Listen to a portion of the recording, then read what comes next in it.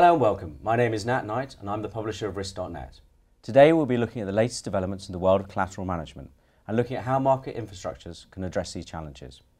Thankfully today I'm joined by a leading expert in the area, Ted Leveroni, Executive Director, Buy-Side Relations and Strategy. Ted, thank you very much for coming in today. Thank you for having me.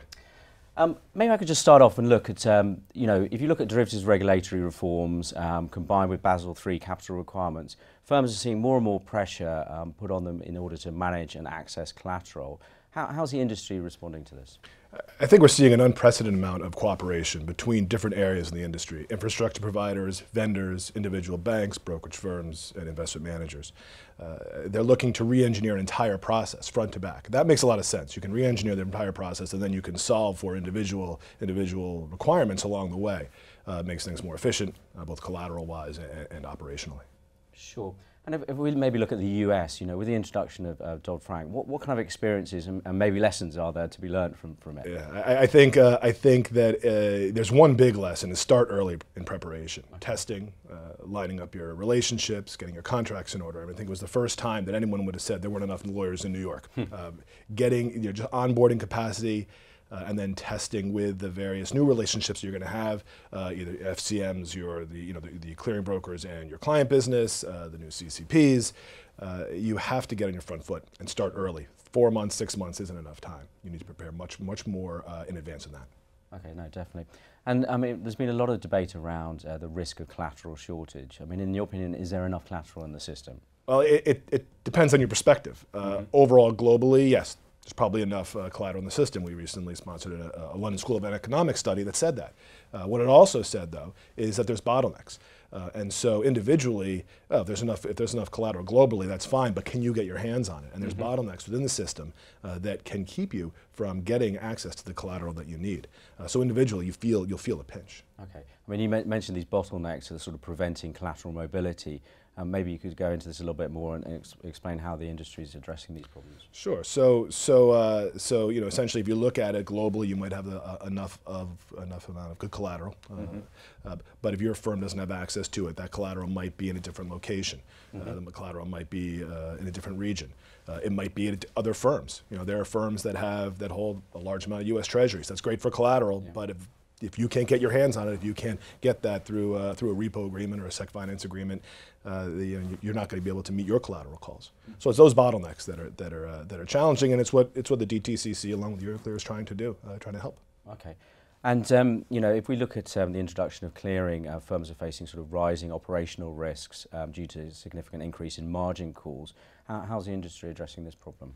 Again, it's about re-engineering a process. It's looking at the current state solutions that you have and finding where there are areas of manual intervention or where there's areas of a lack of transparency. So firms are looking to vendors or internally to automate their internal processes, so they can create collateral pools, virtual collateral pools, see all of their supply of collateral in one spot, look at all of the collateral coming in, the collateral demands coming in, so they can see their collateral demand in one spot, and then manage that appropriately. And then you have to add transparency to the process, so you know when collateral actually does come in. You don't just assume collateral has come in when you think it has. So you know where all your collateral is, you know when it actually settles, and you know in one way, holistically, what all your collateral demands are. And it's re-engineering operations, and it's re-engineering technical solutions, and then partnering with infrastructure providers and vendors and your relationships to be able to do that, because the life cycle of collateral spans individual firms. You mentioned another firm, Euroclear. There's obviously a sort of joint initiative between DTCC and Euroclear. Maybe you could explain how this is addressing concerns around collateral mobility and also margin calls. Sure. So the DTCC and Euroclear is on their way to executing a joint venture. And within that joint venture, there's going to be a margin transit utility that is offered up by the DTCC, and the collateral management utility that's offered by Euroclear. They link together, but they address, for the most part, the two, I think, major impacts from these regulations, and it's increasing collateral calls, so you need collateral operational efficiency, and it's increasing collateral demand, potential collateral shortages, so there's liquidity provision. in it. So the margin transit utility, what it does is it actually creates efficiencies and automation and straight-through processing in the margin settlement space. So you can be more efficient in your operations. What it also does is it adds transparency as well. It lets you know when your collateral actually settles, which then you can use to optimize. You need to know what collateral you have on hand, and then you can help with your funding cost, your optimization.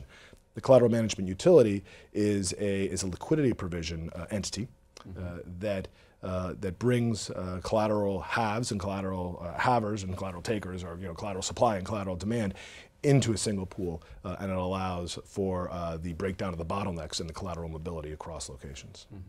Okay, and I mean, look, there's been a lot of cross-border initiatives like this beforehand. I mean, why do you think you'll be successful where others have failed? I mean, there's been, significant hurdles because of national, political, economic reasons. I think it's a factor of being the right people in the right place at the right time. Right? I mean, I think today the challenges that we're facing now are, in my mind, greater and more global than they have been in the past. And so it calls for a global solution. And then when you look at the entities like DTCC and Euroclear, they're global entities, they're large entities, they're trusted entities, and they're infrastructure providers, so it changes the way the roads are laid and the street lights are placed. And that is something different than banking institutions that are more the players in the space, but not the infrastructure. And I think that that's the difference. The infrastructure providers, by getting together, can create a more seamless solution than individual players getting together and doing it. So I think that helps. And then, like I said, today is a time of unprecedented change and unprecedented challenges in the industry. So everyone's more incented to make this work. Okay, and what kind of time frame are we looking at? Well, we are looking to have the first phases of the margin transit and the joint venture up and running late next year. Okay, good. Well, look, I wish you all the best in that venture. Unfortunately, that's all we have time for today. Ted, thanks very much for coming in. Again, thanks for having me. And I hope you, the audience, enjoyed that as well. Thank you.